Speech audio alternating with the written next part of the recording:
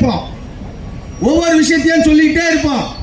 என்னடா இவங்க உலக நாட்டில் இருக்கிற பிரச்சனையை பேசுறானுங்க, ஈரான் இஸ்ரேல் பிரச்சனை பேசுறானுங்கன்னு நினைப்பீங்க. ஈரான் இஸ்ரேல் பிரச்சனையே உங்களுக்கு பிரச்சனையே இல்லையா? 10 ரூபாய்க்கு வித்த டீ நீங்க 15 ரூபாய் விற்குது. எதனால?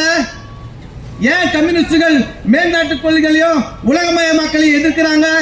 கிராமப்புறங்கள குக்கிராமத்துல மேல்நாட்டு விஷயங்களையும் அயல் நாட்டு விஷயத்திலும் பேசுவதற்கு காரணம் என்ன? எல்லாம் இங்க இருக்கிற பிரச்சனை பேச மாட்டானுங்கப்பா. இவங்க பெரிய வெளிநாட்டில் இருக்கிற பேச்சு தான் பேசுவானுங்க. கேலி பேசிட்டு இருந்தீங்களே, இன்னைக்கு நீங்க குடிக்கிற டீ விலை என்ன ஆச்சு? ஏதாவது ஒரு டிஃபனோ தோசையை சாப்பிட முடியுதா உங்களால? கேஸ் கிடைக்குதா உங்களுக்கு? 20 நாள்ல கேஸ் புக் பண்ணா கேஸ் வந்து சேருதா? ஆம்பளையும் பெண்களும் வேலைக்கு போறீங்க, வேலைக்கு போயிட்டு வந்தா நிம்மதியா ஒரு படி சாப்பாடு உங்களால நிம்மதியா சாப்பிட முடியுதா? நேரத்துக்கு கேஸ் வருதா? ஏன் வரல? எதுக்காக வரல? ஏன் உலகத்துல எங்க ஒரு நாட்டில் சண்டை போட்டா உனக்கு கேஸ் வர மாட்டேங்குது? ஏன் உனக்கு கேஸ் அனுப்புனா இறையாண்மையில? இது ஈரான் ஏன் அனுப்புனா? அவன் ஒரு விஷயத்த சொல்றான், இந்திய அரசை விட இந்திய மக்கள் மிக பண்பானவர்கள், அவர்கள் மதச்சார்பற்றவர்கள்.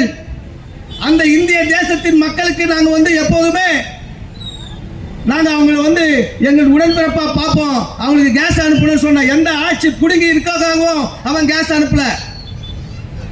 உன்னுடைய மதச்சார்பின்மை, உன்னுடைய ஒற்றுமை, எந்த ஜாதி மதமா இருந்தாலும் உன்னுடைய இருக்கின்ற ஒற்றுமையால தான் இன்னைக்கு ஒரு புடி சோறாவது கேஸ் ஆகுது பெட்ரோலாவது கிடைக்குதுன்னு சொன்னா உன்னுடைய மகத்தான அந்த ஒற்றுமையான கேரக்டர், அந்த குணம்.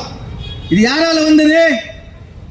பிஜேபியும் ஆர்எஸ் காரனும் உனக்கு சொல்லி கொடுத்தானா இந்த மதச்சார்பின்மைய? கம்யூனிஸ்டுகளும் முற்போக்கு சக்திகளும் ஜனநாயக சக்திகளும் தான் இந்த மக்களுக்கு நாங்க அடித்து சொல்லி தினந்தோறும் சொல்லிட்டு இருக்கிறோம். நாங்க தான் உங்களுக்கு சொல்லிட்டே இருக்கிறோம். நீ எந்த கர்ம கஸ்மாலத்துக்காக ஓட்டு போடு, விசிலடிகளுக்கு ஓட்டு போடு, யாருன்னா போட்டியாளனுக்கு போஸ்ட் பேனரை கிழிக்கிறவன் பால் ஊத்துருவான், எவனுக்கான ஓட்டு போட்டுக்கோ. நீ என்றைக்கு உனக்கானவனுக்காக உனக்காக உழைக்கிறவனுக்காக ஓட்டு போட போறிய அன்னைக்கு தான் உனக்கு மாற்றம் வரப்போகுது அரசியல் அதிகாரத்தின் மூலமா. அதை பற்றி எல்லாம் எங்களுக்கு கவலை இல்லை. நாங்கள் இங்க இருக்கின்ற உழைக்கும் மக்களை, தொழிலாளிகளை ஒன்று சேர வேண்டிய, ஒன்று திரட்ட வேண்டிய கடமை இருக்கிறது.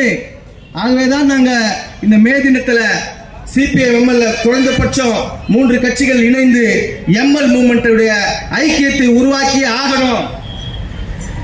அதுக்காக சிபிஎம் எங்களுக்கு எதிரிகள் இல்லை. எங்களுக்கும் முதலாளித்துவத்தை கையாள தெரியும். சிபிஎம் போன்ற நல்ல தோழர்களும் இருக்கிறாங்க. அவங்க ஆளுங்கட்சி கூட அமைச்சு வச்சுக்கிறேன், நீங்க போங்க.